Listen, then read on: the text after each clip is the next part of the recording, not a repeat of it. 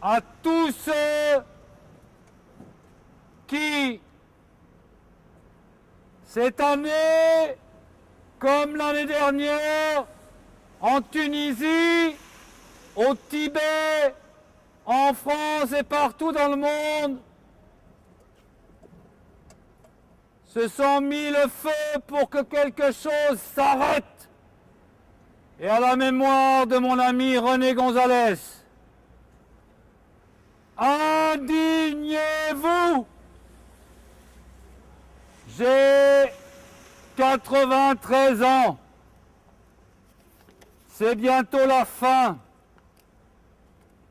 On n'est plus très loin. La chance de parvenir pour en profiter et rappeler ce qui a servi de socle à mon engagement politique, les années de résistance et le programme élaboré il y a 70 ans par le Conseil national de la résistance. C'est à Jean Moulin que nous devons la réunion de toutes les composantes de la France occupée pour proclamer leur adhésion à la France combattante. De Londres, où j'avais rejoint le général de Gaulle en mars 1941, j'apprenais que ce Conseil avait mis au point un ensemble de principes et de valeurs sur lesquels reposerait la démocratie moderne de notre pays.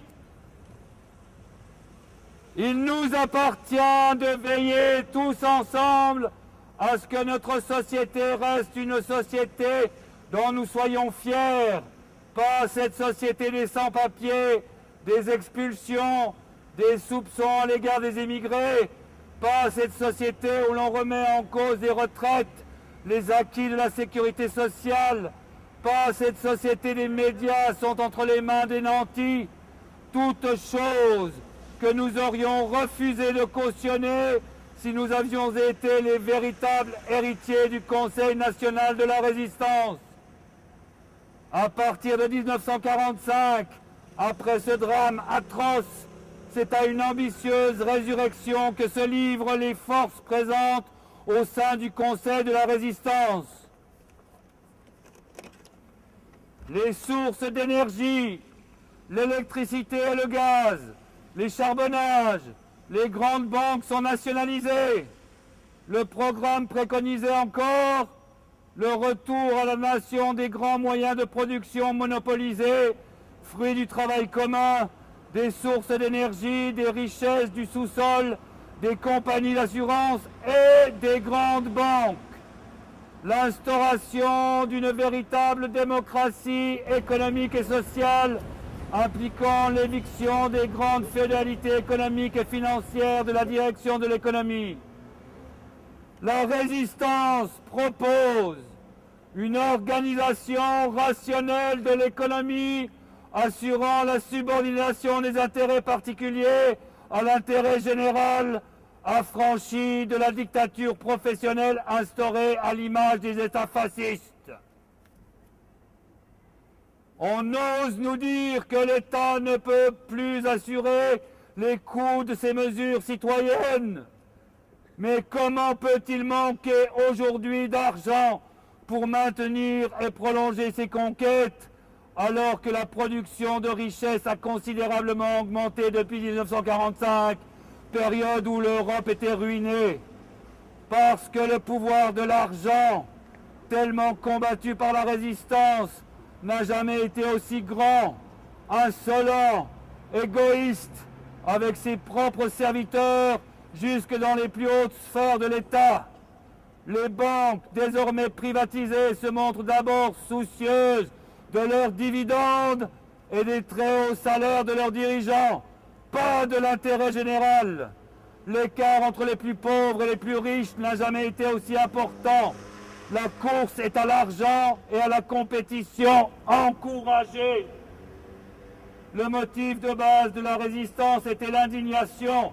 Nous, vétérans des mouvements de résistance et des forces combattantes de la France libre, nous appelons les jeunes générations à faire vivre, transmettre l'héritage de la résistance et ses idéaux. Nous leur disons, prenez le relais, Indignez-vous! Les responsables politiques et économiques, intellectuels et l'ensemble de la société ne doivent pas démissionner ni se laisser impressionner par l'actuelle dictature internationale des marchés financiers qui menace la paix et la démocratie. Pour moi, les raisons de m'indigner sont nées moins d'une ambition, d'une émotion que d'une volonté d'engagement. La responsabilité de l'homme qui ne peut s'en remettre ni au pouvoir, ni à un Dieu. L'histoire est faite de chocs successifs. L'histoire des sociétés progresse. Au bout, l'homme ayant atteint sa liberté complète, nous aurons l'État démocratique avec un grand D comme Denise. Un ami de mon père, l'homme qui a partagé avec lui la tâche de traduire en allemand La recherche du temps perdu, le philosophe allemand Walter Benjamin, a tiré un message pessimiste d'un tableau du peintre suisse Paul Klee. L'ange ouvre les bras comme pour contenir et repousser une tempête qu'il identifie comme le progrès. Pour Benjamin, le sens de l'histoire, c'est le cheminement irrésistible de catastrophe en catastrophe. C'est vrai, les raisons de s'indigner peuvent paraître aujourd'hui moins nettes ou le monde trop complexe. Qui commande? Qui décide? Il n'est pas toujours facile de distinguer entre tous ces courants qui nous gouvernent. Nous n'avons plus affaire à une petite élite dont nous comprenons clairement les agissements. C'est un vaste monde dont nous sentons bien qu'il est interdépendant. Nous vivons dans une interconnectivité comme jamais encore il n'en a existé. Mais dans ce monde, il y a des choses insupportables. Je dis aux jeunes, cherchez un peu, vous trouverez. La pire des attitudes, c'est l'indifférence. Dire je n'y peux rien, je me débrouille. Vous perdez l'une des composantes essentielles qui font l'humain, à savoir la faculté d'indignation et d'engagement qui en est sa conséquence. On peut déjà identifier deux défis. Un, la très grave injustice infligée à beaucoup trop grande partie de l'humanité, privée des fondements nécessaires à une vie décente, et pas seulement dans les régions lointaines du monde comme l'Afrique, l'Asie, Haïti, mais plus près dans les banlieues de nos grandes villes, là où l'isolement et la pauvreté nourrissent la haine et la révolte. L'écart entre les très pauvres et les très riches, une innovation du XXe et du XXIe siècle, ne cesse de s'accroître. Elle est d'autant plus inacceptable qu'aujourd'hui, pauvres et riches sont en contact, ils se connaissent, ils voient la même publicité pour toutes sortes de biens. Quand j'avais 20 ans, nous savions que Henry Ford Motors avait établi une échelle des salaires acceptables allant de 1 à 20. Aujourd'hui, elle va de 1 à 500 et l'écart ne cesse de s'accroître. C'est un défi que nous devons relever en nous indignant, en nous engageant. 2. Les violations des libertés et des droits fondamentaux. Le 6 janvier 1941, on proclama les 4 libertés de l'Atlantique. Liberté de confession, liberté d'expression, liberté de vivre à l'abri de la peur et liberté de vivre à l'abri du besoin. Roosevelt disait qu'elles étaient aussi nécessaires à l'humanité que l'air, le soleil, le pain et le sel. Les 4 libertés de l'Atlantique allaient servir de fondement à la Charte des Nations Unies adoptée à San Francisco le 24 juin 1945. Que la dignité, on peut y lire, que la dignité de la personne humaine est un préalable à tout programme. Nous disons que le nazisme est vaincu grâce au sacrifice de nos frères et sœurs de la résistance et des Nations Unies contre la barbarie fasciste. Mais cette menace n'est pas totalement disparue et notre colère contre la justice est toujours intacte.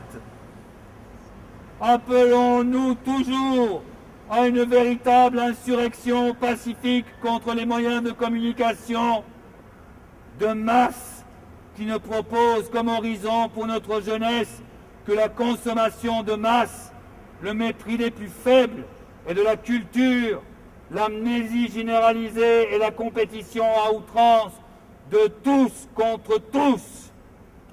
À ceux et celles qui feront le 21e siècle, nous disons avec notre affection, créer, c'est résister.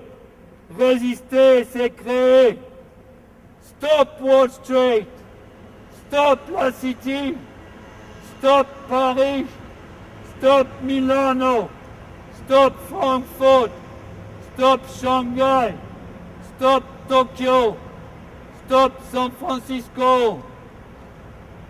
Ah, ça ira, ça ira, ça ira. Les politiciens, la lanterne. Ah, ça ira, ça ira, ça ira. Tous les banquiers, on les ruinera. Tous. Constitution de l'an 12. Article 1.